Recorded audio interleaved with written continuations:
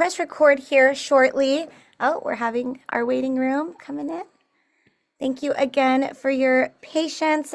This will be recorded and it will be also live streamed. So thank you so much again. And feel free at any point just to know that you're free to have your cameras off if you're uncomfortable being live streamed, but also intimately, we would love to see your beautiful faces, of course, if you're comfortable.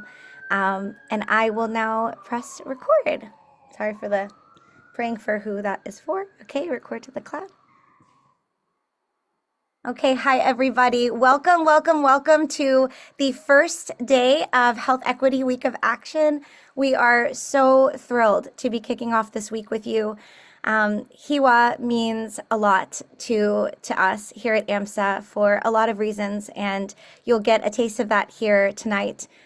We have a schedule packed with incredible, thoughtful leaders within the body of medicine and beyond, and we're excited to share these fruitful conversations that have been carefully chosen and centered around a abolitionist framework, which we'll talk more about here briefly. But I just want to take a moment to first thank you for your time.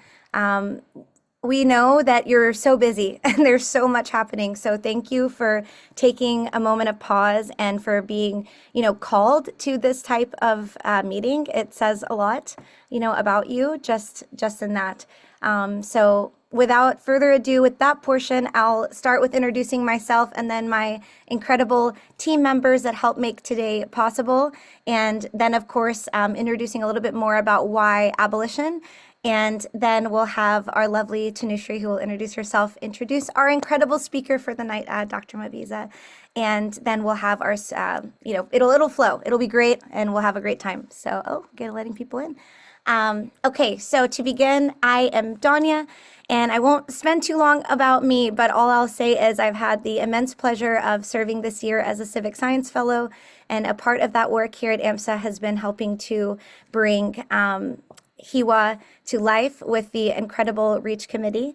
I think what's most important to share about me is that this has really been a healing space for me here at AMSA, and planning this week has been a really healing space for me, given the climate that we're in, and the climate, no matter what the climate looks like, right? Doing this work is important. But it's really important now, right? So I'll pause there and I'll take a moment to introduce for Tanushree to introduce herself. Hi, everyone. Thank you again so much for being here. I'm so excited that we have so many people on the Zoom call. So my name is Tanushree. I'm a first-year medical student. I am in Alabama currently. I'm also AMSA's REACH chair. So REACH stands for Race, Ethnicity, and Culture and Health. And our goal, pretty simply put, is to kind of like highlight the diversity among us and also highlight what unites us all, which I think today is just being here passionate about this topic. So again, very excited that we're all here. And then I'm going to hand it back to Dodonia so we can figure out who to introduce next. Thank you for saying my name so beautifully. Yes, our other REACH committee members will be joining us shortly. I'll also take a moment to introduce Jeff, if you wouldn't mind saying hi, who's been an integral part of our planning process. Hi, everybody. Good evening. My name is Dr. Jeff Kochi. I'm part of the AMSA staff in the national office, and I oversee the AMSA Reproductive Health Project. I've had, in previous years, some engagement in the planning of the Health Equity Week of Action. And so I'm super grateful to both Donya and Tanushree for inviting me back in to be a part of the planning for it. Super excited for this week. This is going to be a great week to talk about not just what health inequities are, and the numbers that that give shape to the picture of the state of health inequities in this country. But I think more significantly, we're going to talk about the moral impetus to actually take action, to do things in response to what we know is hurt and harm, which our profession, our chosen profession, has contributed to.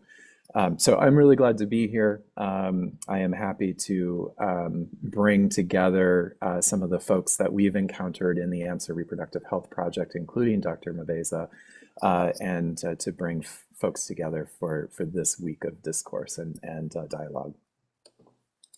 Thank you so much, Jeff. Thank you. Beautifully said, as always. And I also want to take a moment to highlight, key staff that's been here. I don't want to, put anyone on the spot, but thank you, Pete. Thank you, everyone who's been, a part of our family and really moved this week forward. So without your help and the resources and the time, this wouldn't be possible. So building a little bit off of what Jeff, introduced us to, abolition is the idea of dismantling oppressive systems in healthcare, right? So when we talk about inequity, like he mentioned, there's a call to action for us to ask deeper questions, right? Not that we haven't and not that we don't always, but really to bring into focus, what does it mean to say inequity? Yes, let's study it. Let's find out how we can rise to this and meet the challenges. But also, can we study more deeply how and why this even occurred, how this came to be, and how can we get to the root? We've been using the word root a lot. Get to this root and to begin to dismantle, identify, and call attention to this. So we use the words root, call to action, call to attention, the act of turning towards. And that can be very difficult, right? Because a lot of these inequities come from long systems of oppressive, harmful, racist systems that we're working to dismantle together. And that takes a level of courage and bravery to really look at this with a careful eye and to be brave enough to talk about it together. So a lot of that looks like being, active, right? We're using our voices, talking about social determinants of health, talking about history through a compassionate, trauma-informed lens, and that's what we're hoping to do here this week. Each day is centered around that framework through a different lens. Tonight, we talk about a necessary unraveling, which really is the introduction to the framework. Why abolition? Why now? Thank you guys so much. So what we're going to do next is place, I think we have enough people to do breakouts for right now. So we're going to set you into 2 breakout rooms. We're going to talk a little bit more intimately kind of regarding these topics. And then we'll come back after just a few minutes together. And from there, we'll return to the main group and talk a little bit about what we found out and pass the mic to Dr. Mabiza. But before we do that, I'd love for maybe you to give a quick introduction to Nusri and then he can introduce himself, of course. So our guest speaker tonight is Dr. Russian Mark Mabeza, and please correct me if I've said your name wrong. Okay, awesome. So Dr. Mabeza is currently a surgical resident at UCSF. His work bridges medicine and advocacy. He's been a champion for anti-racism, justice, and belonging in healthcare. His training combined with his commitment to systemic change makes him an invaluable voice in the conversation on abolitionist medicine. So I'm so thankful to have him here today and so excited for us all to hear what he has to say. Dr. Mabeza, we'd love, please. Thank you for the intro. There's something about this space. I already feel emotional. This is profound. This is wonderful. I'm so grateful to be here, and I'm so grateful for the week that y'all are about to have together. If the people that are involved here are the people that are involved here, it's going to be a difficult week in a good way. So I'm just looking forward to talking to folks later and continuing to connect over this space. And I'm very excited for the work that's happening and about to happen and that will commence this week. So grateful to be here. Thank you so much. That's so kind. And it means a lot that you're already feeling those feelings. We are too. And I think each day that we planned out, it was just, it was a process of emotional, waves throughout looking at some of this and preparing for it. So thank you for sharing in that with us. Before we go into breakouts, I wanted to also mention that I'll be sharing a little journal here in the main chat. You can download the journal. It can serve as just like a little memento for you to take notes maybe on your iPad while you're going through the days. They're labeled. It has a schedule there. And also at the beginning, there is a QR code to take our survey. So please, if you have not already, I think most of you here have, but if you haven't already, please take a moment to fulfill that survey. So I'm just going to enter that here into the main chat. Hopefully it doesn't disappear. And let's do it. And we'll just say if the breakouts feel like we maybe need to come back to the space, we'll do that too. So we'll just kind of see how that feels. Okay. All right, guys, give me a quick moment. So now we're looking at 13. Okay. Oh, this is fun. Okay. So assign. So I'm going to put no pressure, guys. It's going to be great. Okay. All right. And then myself. And then we're going to add this and then, okay. I don't actually see you as an option anymore, Tanushree, for a group. Maybe because we're co-hosts, it's going Gotcha. away. I could just join a room afterwards if that works. Okay, so we'll do that, guys. I'm going to open up the rooms, and I'll see you in a few minutes.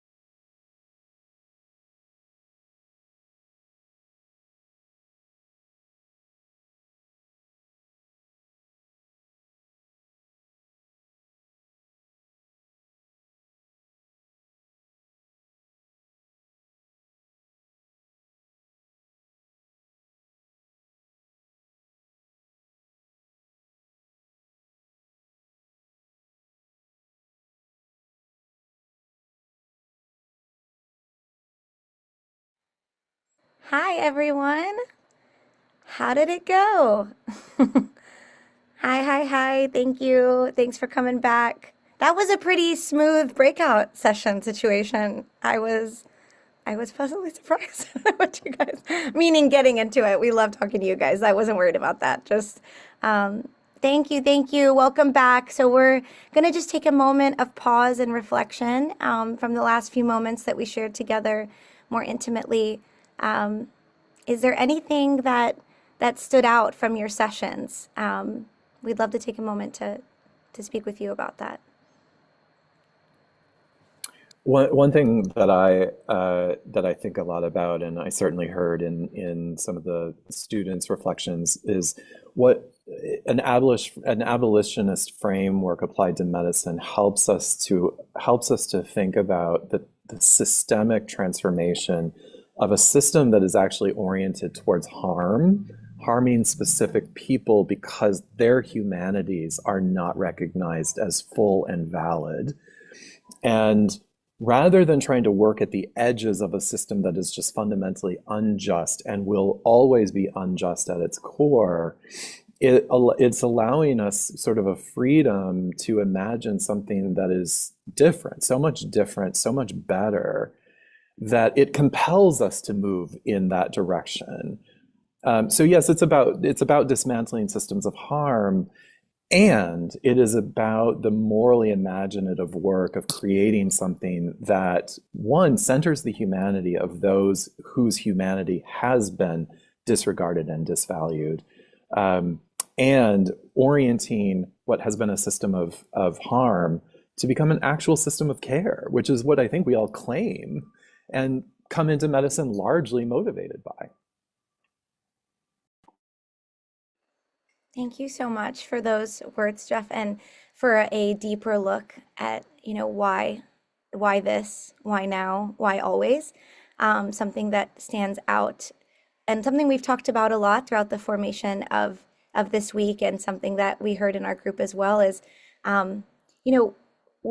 we take an oath when we decide to pursue medicine, right?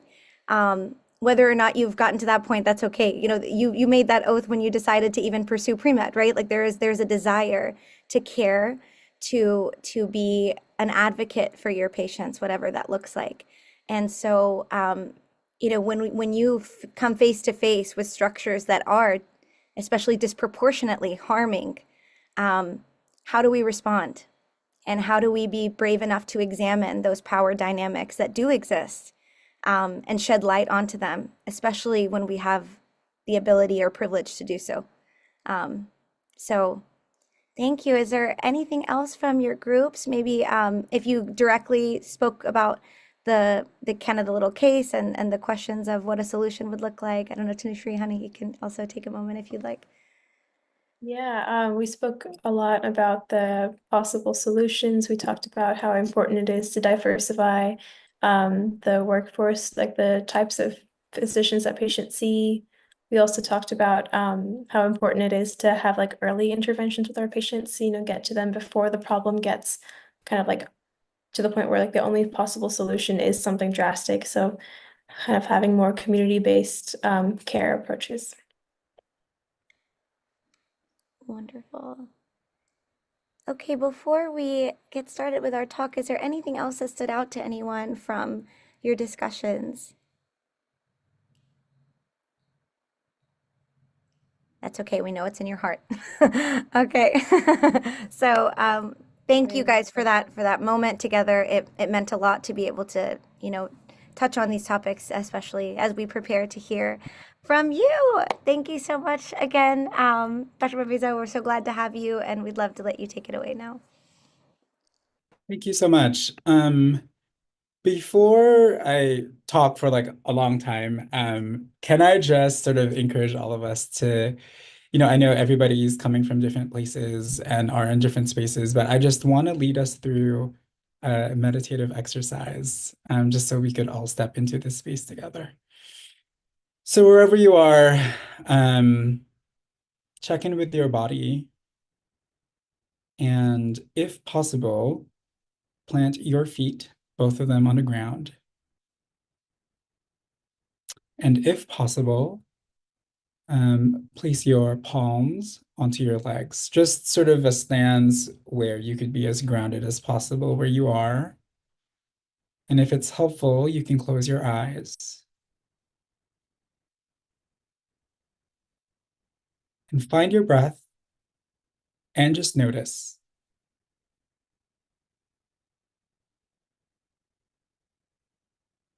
As you're noticing your breath, you may feel like the breath changes. That's part of it. When we notice things, they change just by virtue of being seen.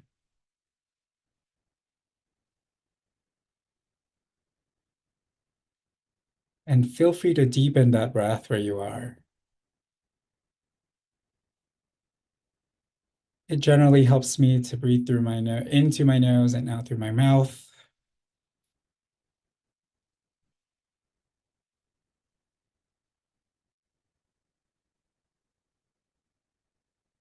And I know everybody here has had a day.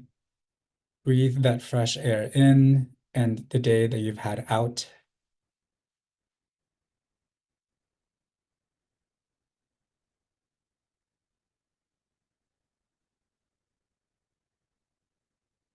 And when you're ready, direct a breath to your belly in honor of the work that you do within yourself and to make yourself better and therefore showing up into a space like this.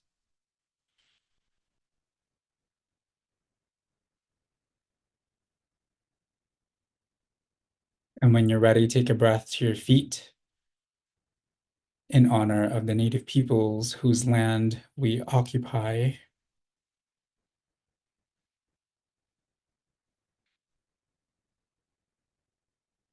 A breath to your chest and honor the work that you do for others.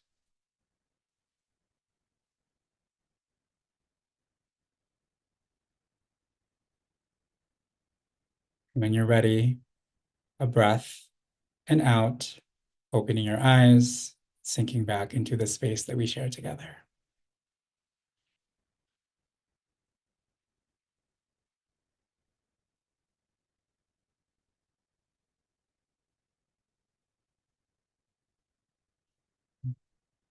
Welcome everybody to your week. Welcome to this space. I don't know why I'm invited as a quote unquote speaker, but I do hope that what I say and what we share today would just sort of be a beginning of the conversation. Abolition medicine to me means, like I mentioned earlier in the breakout room, the opposite of carceral system, the opposite of carcerality, the opposite of penalization and punishment that dehumanizes. And what the current form of medicine is that. That is what we've inherited in what we're learning. That is what we're inheriting as we're practicing by the systems and structures that we're currently operating within. But for me, abolition medicine is an interrogation of the upstream factors that lead to the differential and inequitable outcomes that we see for our patients. It is an acknowledgement of the widespread, institutionalized, structuralized. I'm like talking to the core of our institutions, racism that perpetuates the marginalization of people of color and those that are relegated to the margins of society by design. To me, abolition medicine seeks to undo the ways of thinking and doing things that sees prison and punishment as solutions. But otherwise, they're just ways of maintaining a social order that seeks to dehumanize certain groups of people. But I think importantly, and I think Jeff said this beautifully, it is an act of radical imagination, because that is what is necessary for us to think about a new world that doesn't involve what currently is. And it takes a sort of protection of your humanity and your spirit to be able to reimagine under these circumstances. So I figured I would start, talking about my journey. Just I was told that it's helpful to talk about sort of my journey from medical school up to now. And And for me, I just sort of find it hard to think about my entry point into this work without really acknowledging my my birth. So my name, like I mentioned, is Russian Mark Mabeza. I was born in the Philippines. I was the last of four children, and I was born in a part of the Philippines that is a city, but not quite. It's about 5 hours away from Manila, which is sort of the capital of the Philippines. And I was born into circumstances where I saw firsthand what it's like to have your health not be something that you can really control. My early exposure to why I even thought about medicine were my grandparents. My grandfather was a farmer in the Philippines, and when I was 7, he said, "Russian, if you decide to be a doctor, I will pay for your medical school, provided that you take care of me once you're a doctor." And in my mind, I was like, sure, like it's a good deal. But he was a farmer, and he's also a troll. He like just sort of was a jokester. And so he probably didn't think he would live long enough to see me become one, and therefore never really worried about actually paying for it. And also he was a farmer. There's no way he would have paid for it. But in any case, like, that had always stayed in my mind. There was always this spark there. I was administering insulin to my grandparents, as a kid. And my pathway towards medicine was always meandering and all reinforced by other experiences. My father passed away when I was 10 from hepatitis C that has progressed to end-stage liver cirrhosis, ended up having liver cancer that nobody in our town could treat. And that loss and sort of an amalgamation of all those stories have been an impetus for me in pursuing medicine. When I was in medical school, I thought of the way that we were being taught medicine and the frustrations that I had felt at the time included being told this is a disparity that exists. And then, all right, see you for next lecture. And there's like really beautifully laid out slides, like, from research with like percentages and, Black, white, Hispanic, other, that was like a very recurrent theme. In every block, there was I went to UCLA for medical school, and it was a block system in terms of like organ systems. And for each block, there was a disparity to be talked about. But there wasn't really space to think about why. Like, why was this happening? And importantly, what could we do? And that to me was just a fierce source of frustration and hopelessness, because I always felt like I was being faced with impossible task of how to change all of this from happening, and yet I wasn't being given the tools. And then all of that was even more highlighted when I began my clinical rotations. And for folks here, some folks here are already doctors, and some are medical students yet to do. Wherever you are in the continuum of training, I think being in a clinical space is always a jarring experience, because that is when you see firsthand the realities of it. That's when you see the segregation of care. Like there were hospitals where we were that residents were free to do as much as possible because of the type of patients that we had. And then there were hospitals where this was attending only, like this is a space where we're giving the highest standard of care, and therefore there's no role for trainees to be able to do things. So fundamentally, just by virtue of like where you can do more from like a clinical training standpoint was already a space for me to be like, oh, interesting. And I think beyond that, the types of pathologies and the state at which we catch our patients when we see them, those have been also really eye-opening experiences where, I mentioned this in our small group, where some people we see at like end stage of their colon cancer. And some people we see at their end stage of their lung cancer where even surgery isn't anymore the option because their cancers are unresectable. And when you think about that in contrast to people who, have, oh, I see, there's a sub-centimeter nodule that they saw in their lung, and they were able to track that over the course of years, and then are able to get plugged into the appropriate surgical services. And obviously, the things I'm talking about now are really colored by, my surgical training, and so like a lot of the clinical vignettes I'll be saying is about surgery, but in any case, like the types of pathologies and who we see and when we see them really lent itself to just sort of questioning of why this was happening. So as a medical student, there were such kindred spirits with whom I worked on an anti-racist medical curriculum that was founded and this was really sort of our response to that call to action. I was a medical student during the COVID-19 pandemic. In fact, like my first entry into the clinical space was at the heyday of COVID. And this was also when George Floyd was murdered in front of the entire country, and when there was a national racial reckoning about the dual public health threats of COVID and also racism. And that was a time that I truly felt that I needed to do something. And because of sort of the amalgamation of all those things happening, I just felt that was our response. We needed to create something that wasn't what we are being taught. And they were founded in the premises of critical race theory, abolition, and decolonization.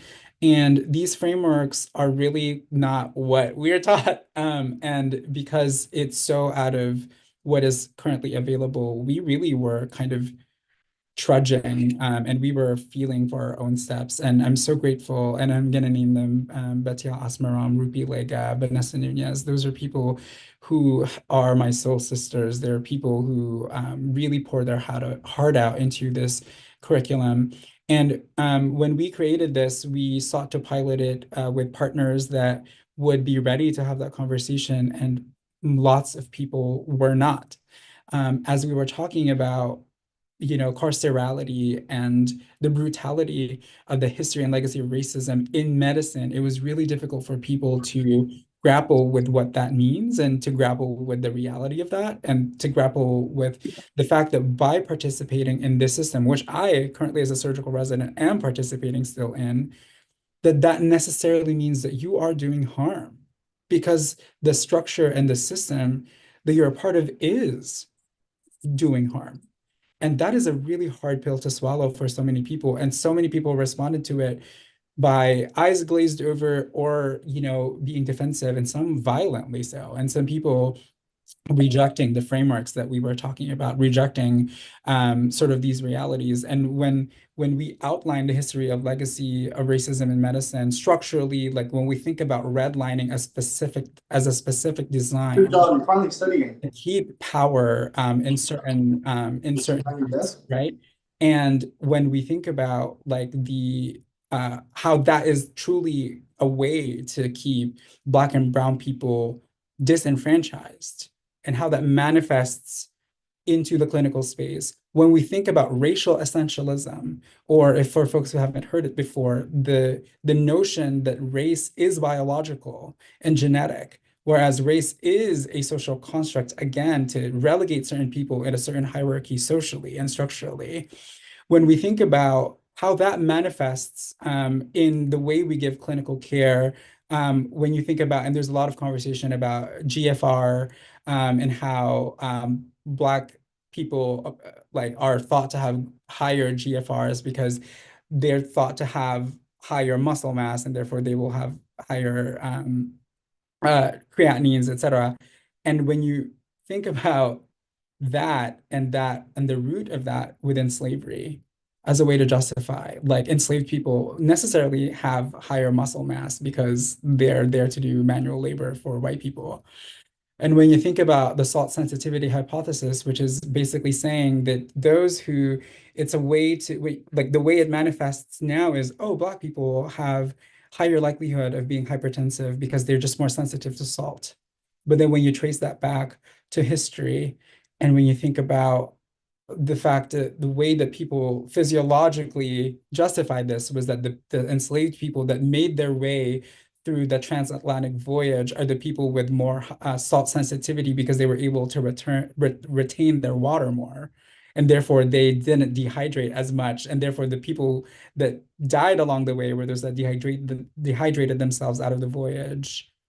When you think about sort of the underpinning of that, and then how we use that now to justify, oh, you don't need antihypertensives right now. You're Black. You're just baseline have higher like blood pressures. But then you think about where the premise of that comes from. And what I mentioned this earlier, I want to name like Lucy, Anarcha, and Betsy, the Black enslaved women that were operated on without anesthesia to perfect gynecological procedures by J. Marion Sims, which as of late is still considered the father of modern gynecology. When we honor these white men who have used the bodies of enslaved people throughout the years, like that is the premise of medicine. Like that is who we are. That is our DNA. That's really hard to swallow. And I sort of just chuckle and laugh about it because it's like such a painful reality to behold. And what I'm hoping for you all like throughout this week is as you reckon with this painful history, that I just encourage you and urge you to hold true to it and to hold space for it and hold space for the pain. And the pain can be shared in community and can be processed and metabolized in community. And that's the way that I've been able to like go through it myself. So I speak about all of this and the question of like what are ways that we can move in an abolitionist, anti-racist way within the clinical space.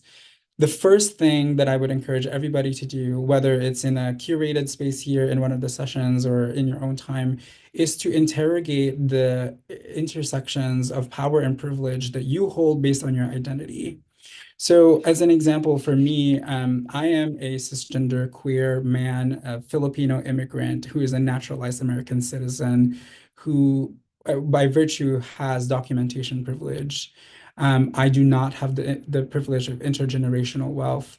I am the first in my family to navigate college and medical school in the United States.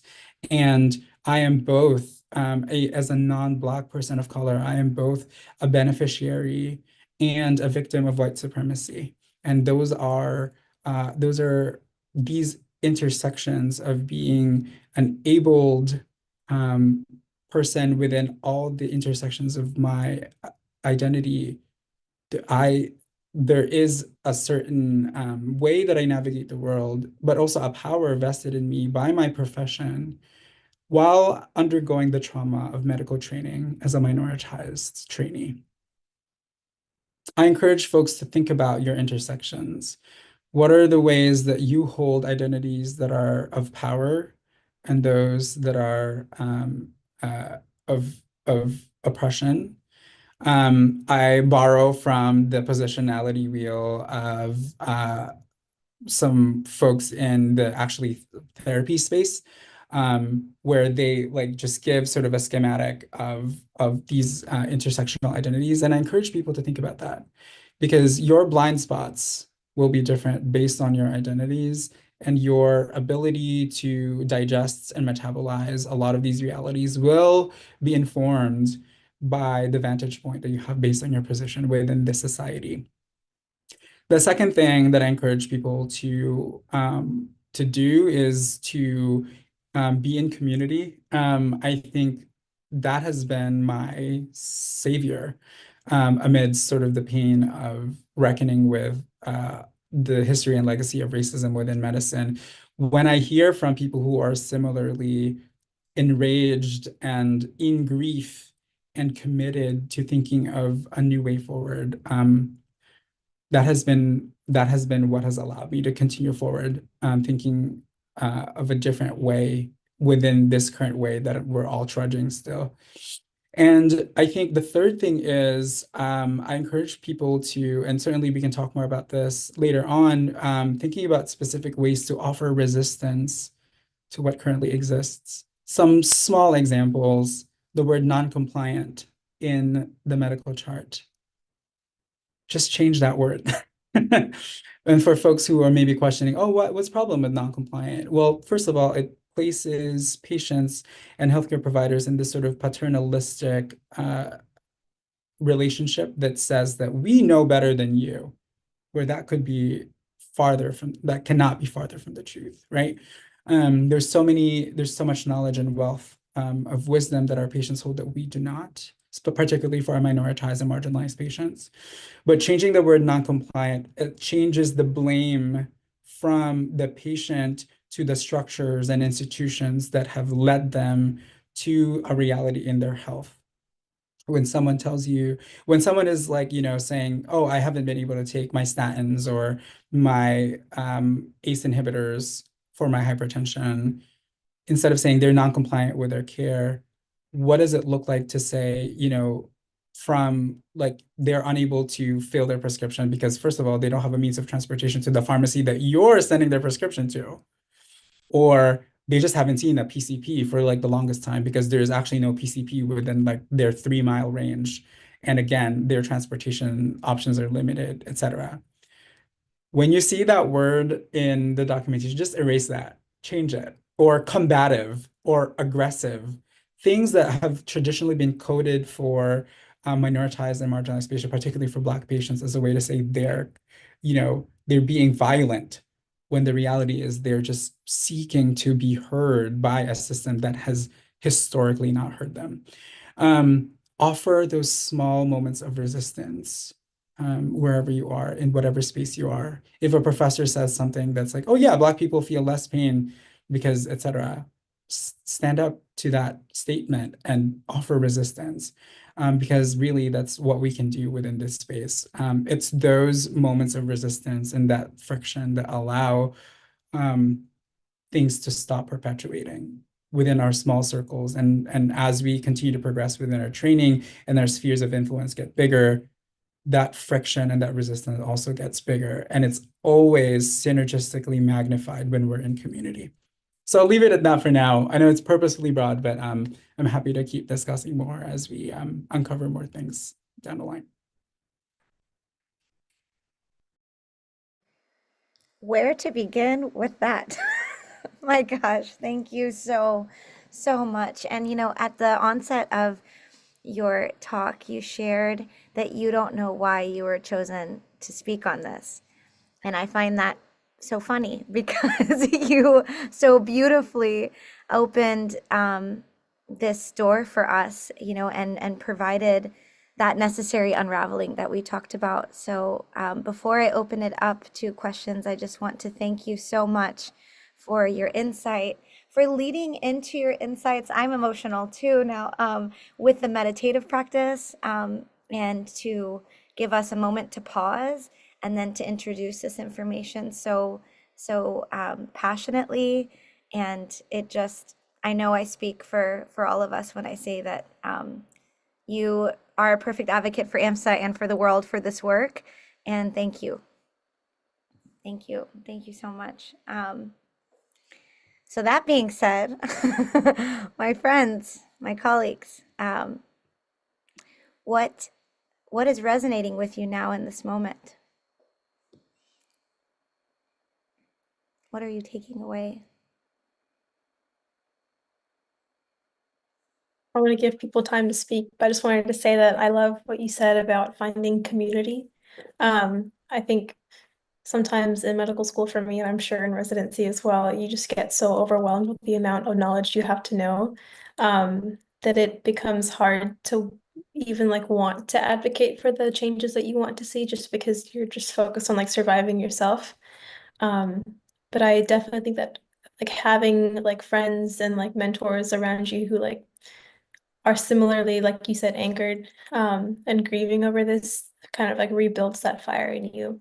I did want to ask how you were able to find those people like so early on in your career.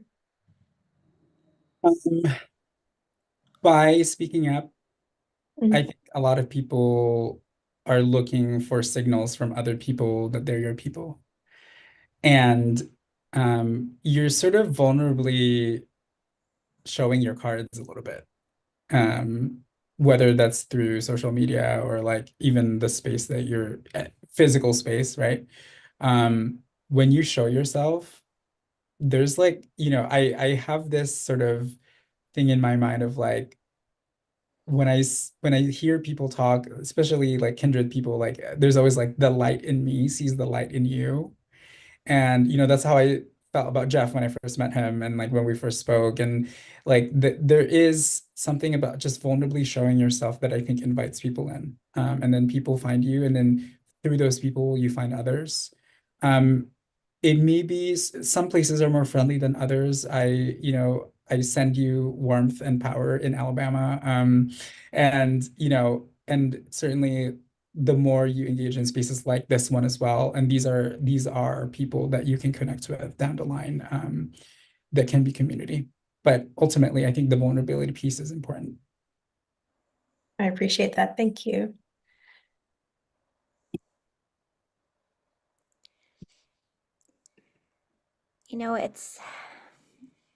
It's touching and that you say that.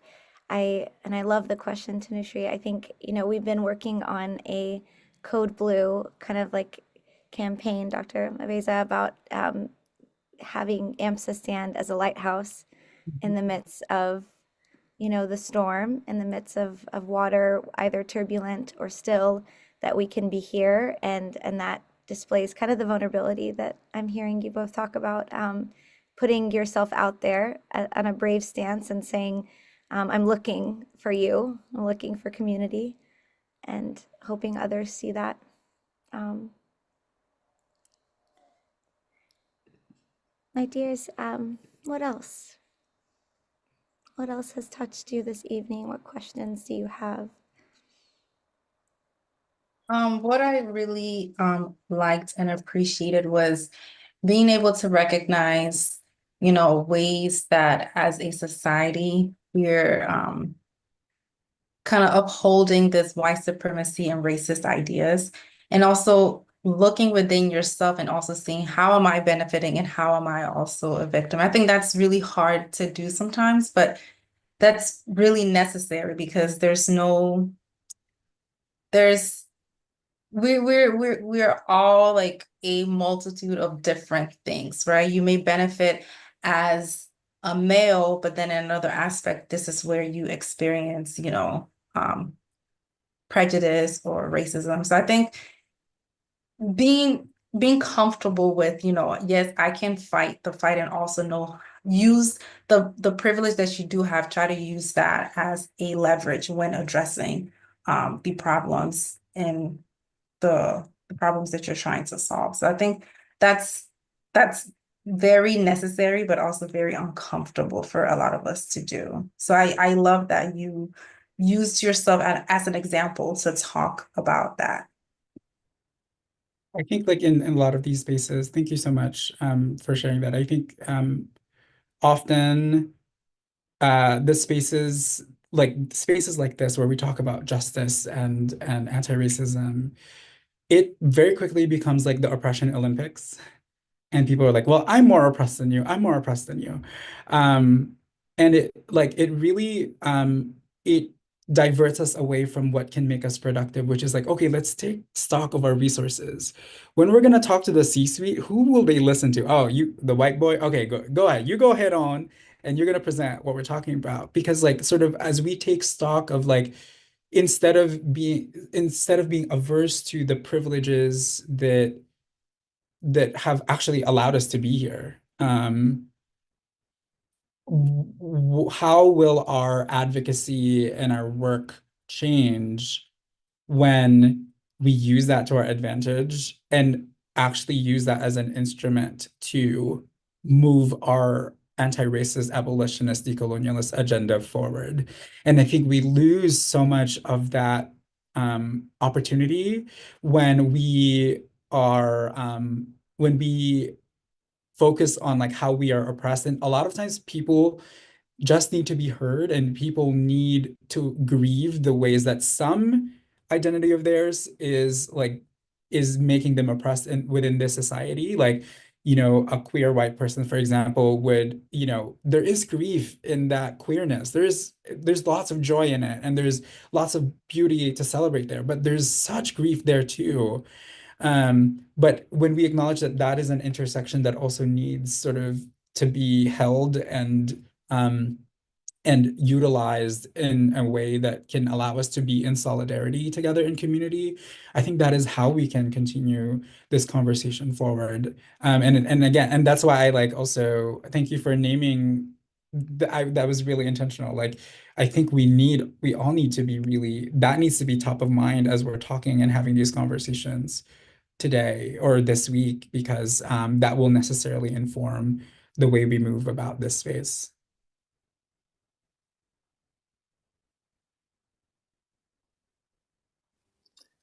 Thank you, Dr. Mabeza, for being here. It's always great to share space with you and to hear your reflections from your heart and spirit, which is a rare thing in medicine. And I'm going to speak as somebody who is involved in programming development for the American Medical Student Association, and to just say that one of the beauties of a program like this and of the programs that AMSA puts together and makes available to students is that it's an opportunity to show and really put somebody forward as, hey, here is a model for us, not to put them on a pedestal. That's already the problem, right? We're not doing hero worship. What we're talking about is we need models. We need people willing to serve as models of the kinds of behaviors, the attitudes, the reorientations of our worldviews and values as physicians or as future physicians, as humans, generally speaking. But if we're talking specifically about the norms within our profession that desperately need to be transformed, who can we look to? And here's somebody who is just a couple of years out of med school, not even 2 years out of med school, and somebody who's making this kind of move inside of a profession that is so resistant to change. In spite of the fact that we talk about how we are all lifelong learners, this is a profession that really, really refuses change, for the better at least.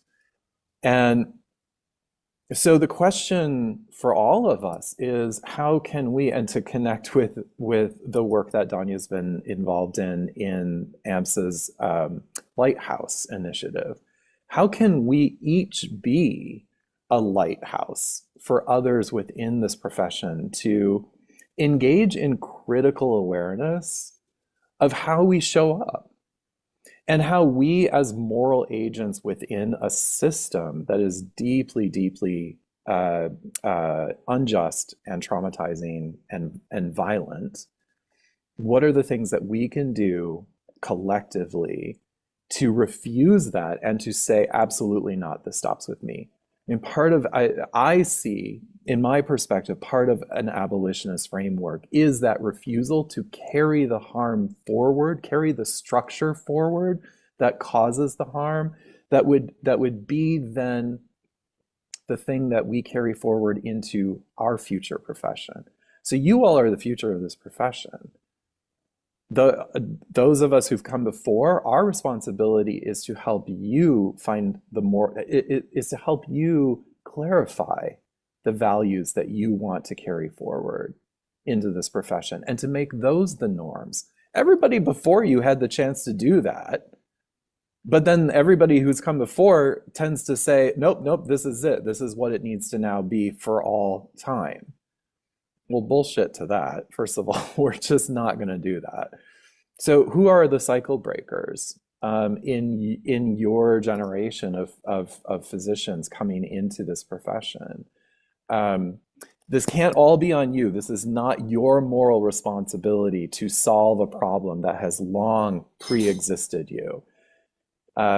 All of us have a moral responsibility to address this, but we all within the profession of medicine have to also be honest about how, if our first ethical claim is do no harm, well, we're lying from the very first sentence as part of this profession.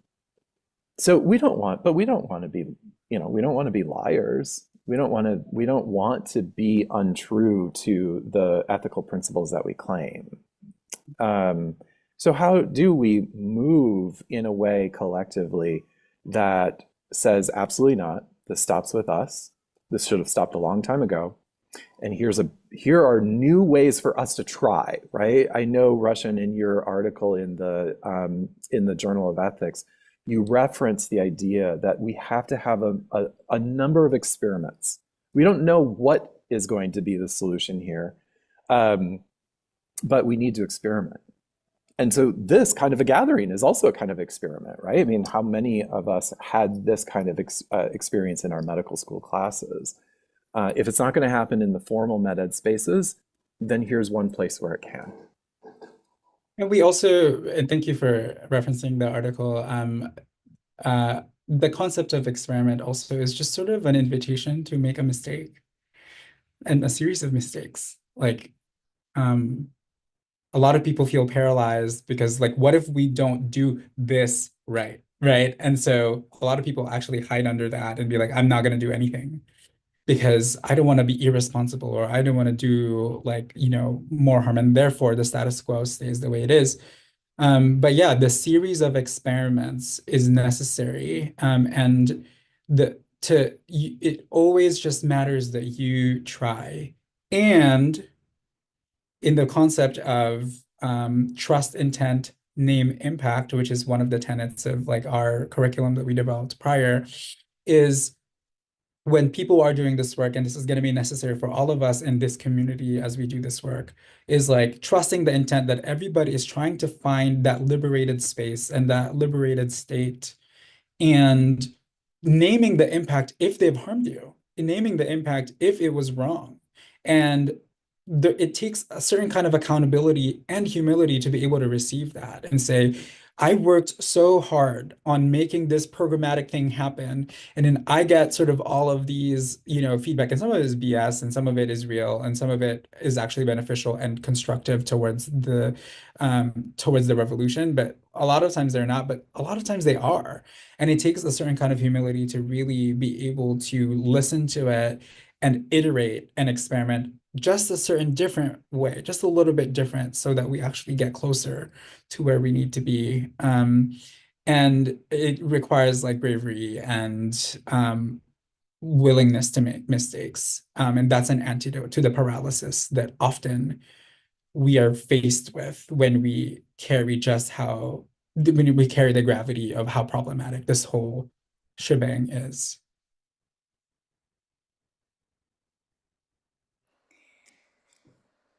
I want to mention so much, but you spoke earlier of taking from, like, a therapeutic framework, Yep. And that really resonates. I'm sure with many of us, it really resonates with me. And you just, spoke to that almost again, the ability to share vulnerably, to share openly, and to trust, to have enough humility and accountability, I believe the words that you used, right? To receive that.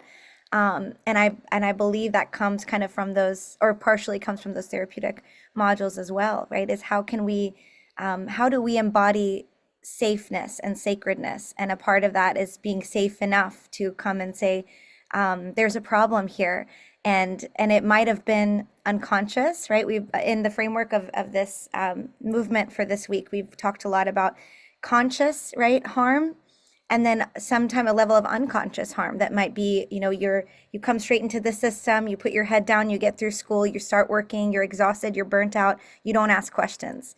But this demands that we ask questions, right? Yeah. And so how can we wake up and not inherently, we don't have to believe that, or nor do we, that everyone is intending to perpetuate harm, but by not acting and by not speaking and by not looking, we are. And so my question is more so, how did you work to embody that type of nonviolent communication and trauma-informed language? What tools and practices did we have a snap that I saw you do with your mouth? Where do we look at to learn how to have these types of conversations? Yeah. Are folks familiar with the traits of white supremacy? For folks who aren't familiar, just look it up, do the opposite of that. So, some of the things that come to mind. Jeff actually reminded me of this. Perfectionism is a tool of white supremacy. It's a trait of white supremacy. Like, you have to be perfect. The anti-white supremacist approach is being okay with being imperfect. And that sort of speaks to sort of this humility and accountability that we have. The other thing is the concept of worship of the written word, which is, if things are written down, then if it's in the policy, so therefore it must be, or prioritizing that over people. A way to cultivate this posture is to prioritize where people are and to prioritize sort of what people are bringing and what they can bring moving forward. So I think, like, again, I encourage folks to look at even what not to be, because a lot of times, like, what reimagining is trying to break apart from like what is.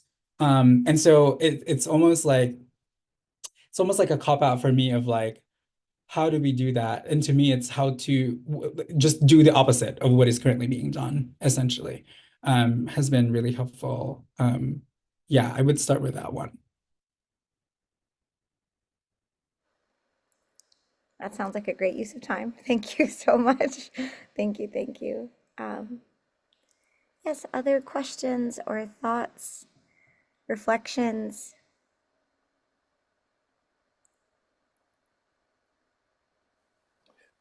Dr. Mbeza, I have a question just in relation to what we are witnessing in the really in the rollback of commitments of institutions to diversity, equity, inclusion, efforts, initiatives, offices, funding.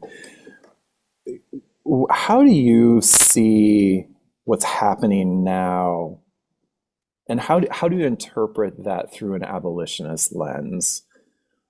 How did you think about DEI through an abolitionist lens to start?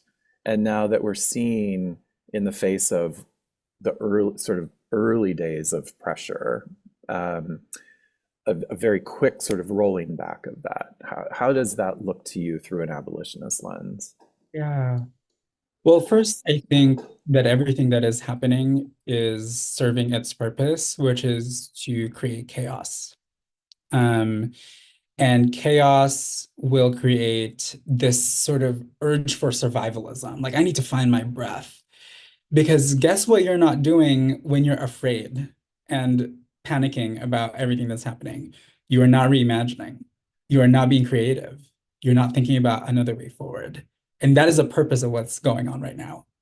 And it's interesting to me because, in 2016, when Trump first became president, to like now when he second became president, I found myself kind of I was surprised myself in sort of how viscerally different I felt. I think there's one of like, oh, we survived like 4 years before. I think there's certainly that sort of privilege. Like, I was not one of the people that was deported, or I wasn't one of the people whose lives were directly, honestly, cut short from that administration because I don't have a uterus, or I don't, all those things. Whatever array of privilege I had that allowed me to survive the first time, this time I'm thinking all of this is meant to create the way to just really put our mind away from doing the damn work. So the first thing to do is to continue the damn work. Like, do not stop it. Like I submitted a grant proposal for a project on like social and structural drivers of health for like pancreatic cystic lesions. It's an administrative supplement with the word health equity, culturally responsive, minoritized, marginalized. They can easily control F that grant and erase it from being in the study section at the NIH, right? And I'm just like, I'm gonna send it anyway, shoot. Like, and as far as I know, it's like not yet, it's not yet closed down. And who knows, maybe down the line it will. But I think like it's really the way I conceptualize what is currently happening is calling it what it is. Like you're creating chaos so that I can't focus on the work that I have to do. In terms of the concept of DEI itself, I have such a complicated relationship with DEI because, prior to this administration, I'm not like, I need to protect DEI, because like that sort of stands for everything that we care for. But to me, it wasn't enough. Like, to me, diversity, equity, inclusion was not cutting it. To me, I was like, I need anti-oppression, I need abolition, I need critical race theory, I need decolonization. And so even to me, like DEI is like a code word for everything we stand for, but it is not the be all end all. It is not where we need to stop. It's a beginning of what we need to do. Because even DEI itself to me is not imaginative enough for like the world that we need to inhabit.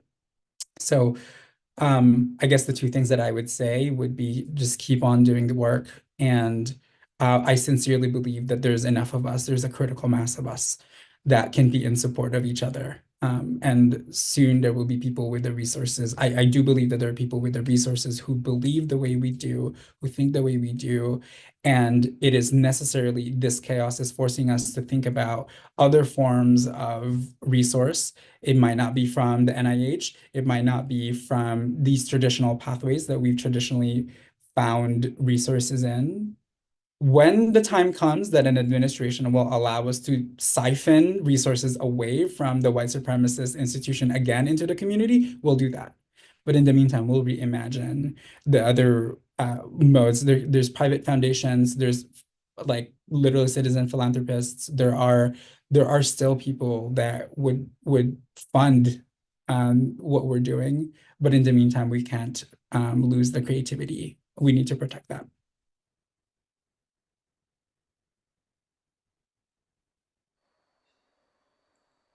Thank you so much for that beautiful response. There are people, we are proof of that, right?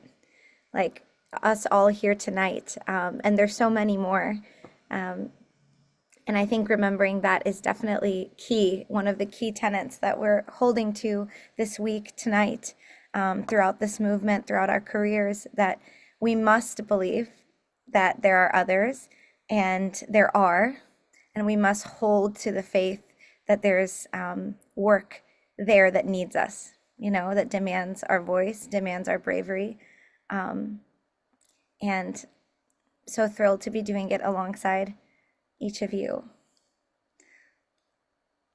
Truly, I want to hold a little more space before closing for any other final thoughts, reflections, either in the chat or unmuted if you feel so moved to. Oh my gosh. Thank you, Jeff, if I can call you out. At my Civic Science Fellows gathering just last week, it's blending together, that was the quote that came up over and over again, that hope is a discipline. So I just want to take a moment to thank you so much.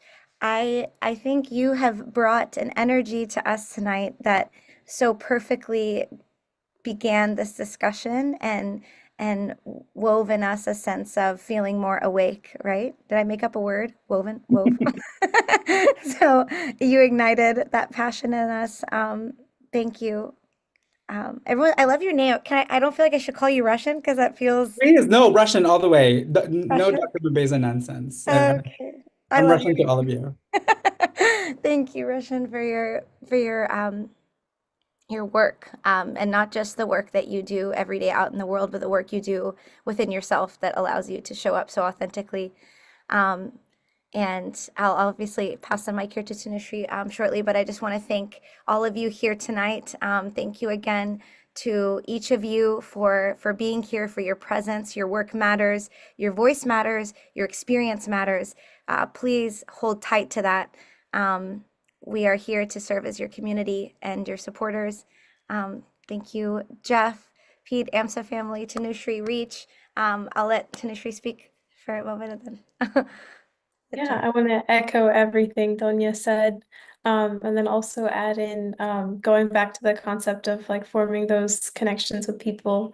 If you guys could all just like find like 2 or 3 people like in your current community and just tell them like one thing you learned from the session, one thing that you want to take with you. That's like the first step in forming these connections and these group that'll take you further. I know that I'll definitely tell my roommates right after I hop off this call. But again, I'm very grateful for you all being here today. That's so beautiful. Thank you, Tanushree. And I'll let also, if Jeff, if you have any closing comments as well, not to put you on the spot, but No, thank you.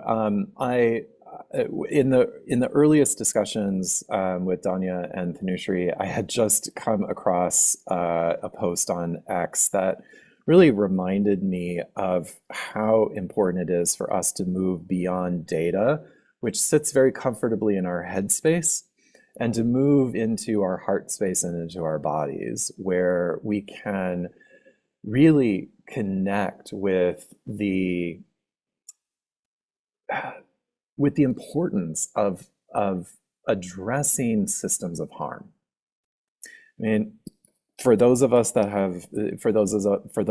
have chosen medicine as one expression of social care, and there are so many other expressions out there of social care, but to recognize that as part of a networked community of people who are committing lives, time, energies, talents to forms of social care, this is part of our responsibility. Part of our responsibility is to name the systemic harms, to name the systems that we've inherited that we didn't create, but which we now have the moral responsibility of asking ourselves, what are we going to do with this? And so there's never not the right time for us to be asking that question.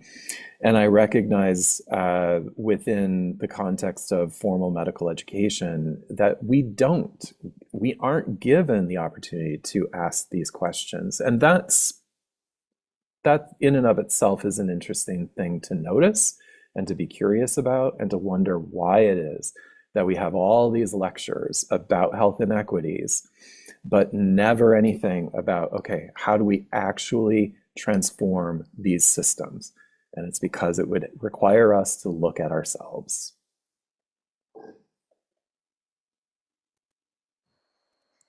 and hold the mirror, right? Let's be brave enough to hold the mirror up, and to ask ourselves the difficult questions and then to act on those difficult answers, right? Thank you all so much. And I want to mention I put the journal back in the chat for anyone who wants a little something fun to write in throughout the week. If you didn't get a chance, you can pick it up. And also there's a link to a survey there at the beginning if you, I believe again that everyone here probably has taken it, but if not, to take a moment to take that. And tomorrow we will be, so perfectly fitting, going more deeply into racism in medicine. I'll be speaking tomorrow with a cluster of other fellows who have been involved in this work of untangling racism in medicine and in clinical algorithms. And we will close the evening with Dr. Chase Anderson, who will be speaking on minority stress. He is so excited to be with you guys. I'm so excited to be with you guys. We'll have the whole team here as always. And so we'll close it out now, but we'd love to take a group picture for whoever wants to. No pressure, but I'm going to pause the recording here. Thank you all so much again to all that are tuning in on live stream and on, that sounds so formal, to all of you followers tuning in. Thank you. Thank you so much. We look forward to seeing you soon.